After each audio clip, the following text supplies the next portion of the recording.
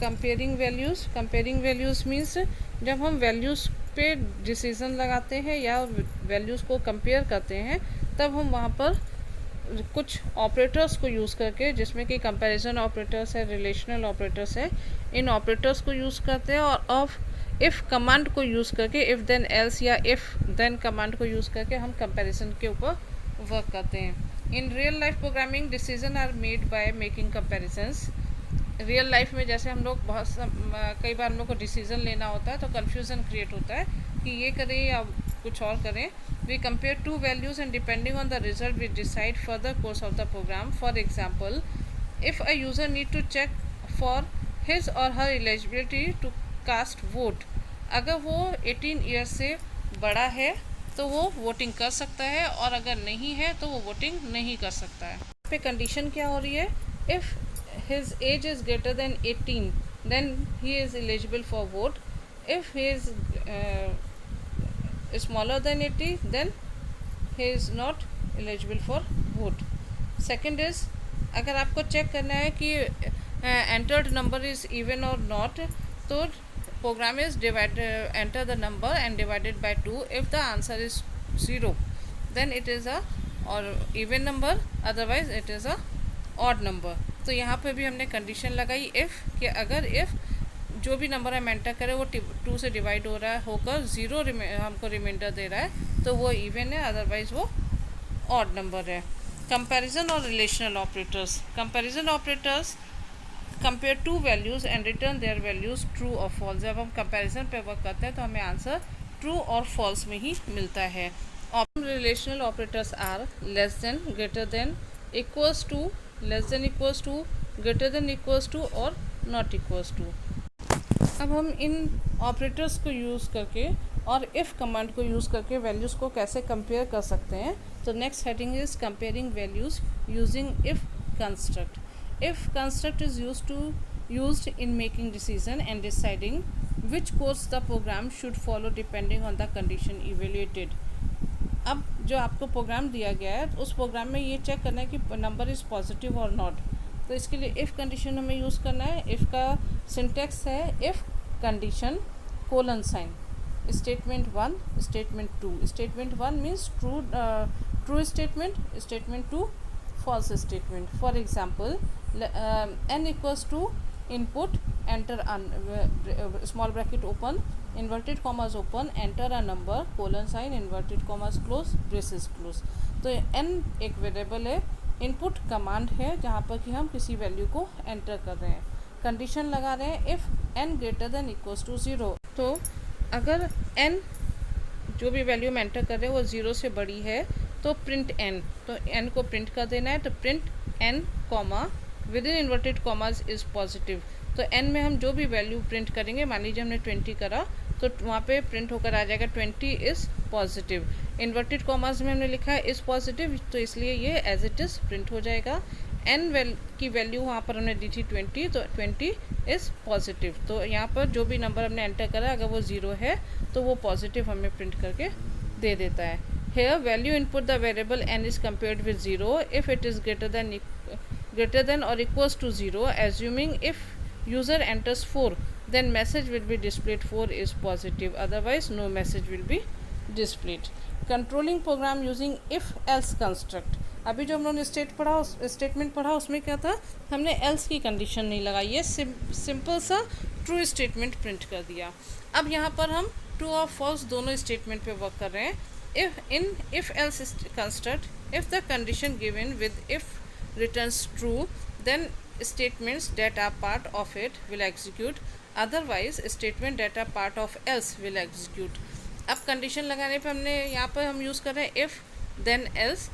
तो if अगर condition true होती है तो फर्स्ट स्टेटमेंट हमारा एग्जीक्यूट होगा, अदरवाइज else के बाद जो स्टेटमेंट हम लिखेंगे वो एग्जीक्यूट हो जाएगा। For example, n equals to input enter a number, n में हमें कोई वैल्यू इनपुट करनी है। If n greater than equals to 0, अगर एंटर करी गई वैल्यू 0 से बड़ी या 0 इक्वल्स टू 0 है, then print n is positive. तो n जो भी वैल्यू हम एंटर करेंगे वहाँ पे प्रिंट होकर आ जाएगा नंबर इज़ पॉजिटिव। मान लीजिए आपने 4 एंटर करा तो 4 इज़ पॉजिटिव एल्स की कंडीशन में मतलब अगर कंडीशन ट्रू नहीं होती है तो फॉल्स की कंडीशन में वहाँ पर लिख कर आ जाएगा प्रिंट एन, जो वैल्यू आपने एंटर करी dash n value is negative. Next is if user had entered a number less than 0, say -2, then the condition n greater than equals to 0 would have returned false, else block would have executed। अगर हम 0 से कम की value दे रहे हैं तो वो हमें else की कंडीशन पर ही आंसर false शो कर देगा। false शो कर देगा मीन्स हमें जो else के बाद स्टेटमेंट लिखा गया होगा उसको एग्जीक्यूट कर देगा। Then next topic is executing statements repeatedly. Usually program is executed from top to bottom, line by line in sequence. If you need to execute a statement several times, then it is tedious to write as many print statements. The better way is that you write the required statement just once and program should execute them as many time as you need। Means आप programme में लिखी हुई lines को बार बार repeat करना चाहते हैं तो हमको या तो बार बार लिखना पड़ेगा या फिर हम फॉर नेक्स्ट स्टेटमेंट या वाइल वेंड स्टेटमेंट को भी यूज़ कर सकते हैं। For example looping using while construct. अब हम लूपिंग जिसको हम रिपीटली कुछ स्टेटमेंट्स को हम जब बार बार यूज़ करते हैं तो हम लूपिंग स्टेटमेंट्स उनको बोलते हैं और उन लूपिंग स्टेटमेंट्स के लिए हम यहाँ पर यूज़ कर रहे हैं वाइल स्टेटमेंट।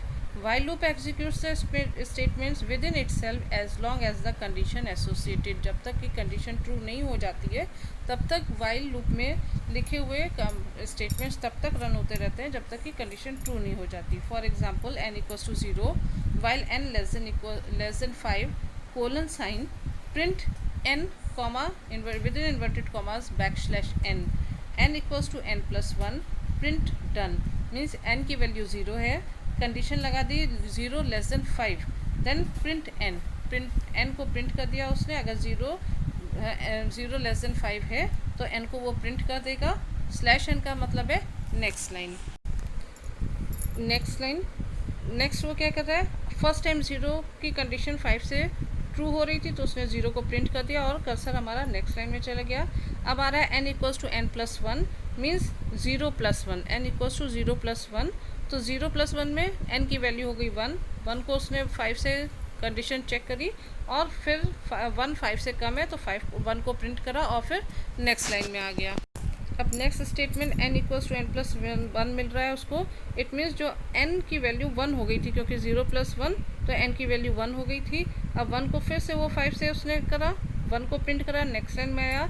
इस तरह से फिर से उसने 1 प्लस 1 कर दिया, n की वैल्यू 2 हो गई, 2 को फिर से उसने 5 से चेक करा। इस तरह से 5 टाइम्स चलेगा। मतलब जब n की वैल्यू 4 होगी तो 4 लेस देन 5 जब उसको चेक करेगा तो 4 5 से कम है तो वो उसको 4 को प्रिंट करेगा और नेक्स्ट लाइन पर आ जाएगा। नेक्स्ट टाइम कंडीशन हो जाती है 5 लेस देन 5। अब 5 लेस देन 5 तो नहीं होगा क्योंकि 5 इक्वल्स टू 5 हो जाता है। तो जब 4 लेस देन 5 होगा उसके बाद जब कंडीशन होगी तो वहाँ पर वो हमें नेक्स्ट लाइन पे 5 ना प्रिंट करके डन प्रिंट करके दे देगा। डन क्यों प्रिंट करके देगा, क्योंकि डन वाइल लूप का पार्ट नहीं है। जब डन लूप का पार्ट नहीं है तो नेक्स्ट प्रिंट में लिखा हुआ है डन, तो वो हमें सिंपल डन प्रिंट करके दे देता है। पाइथन को रन करने के लिए ओपन पाइथन आइडियल, आपको पाइथन डाउनलोड करना है जो कि फ्री डाउनलोड होता है। पाइथन को डाउनलोड करिए और वो भी हमें क्या करना है, पाइथन आइडियल। फिर शेल पे जाकर आप प्रोग्राम को लिखेंगे और प्रोग्राम लिखने के बाद आप F5 प्रेस करेंगे या फिर रन मोड पे जाकर रन कमांड को यूज़ करके हम आउटपुट शो कर सकते हैं। तो इस तरह से पाइथन एक इजी लैंग्वेज है और जिसको कि एक बेसिक लर्नर अच्छे से समझ सकता है।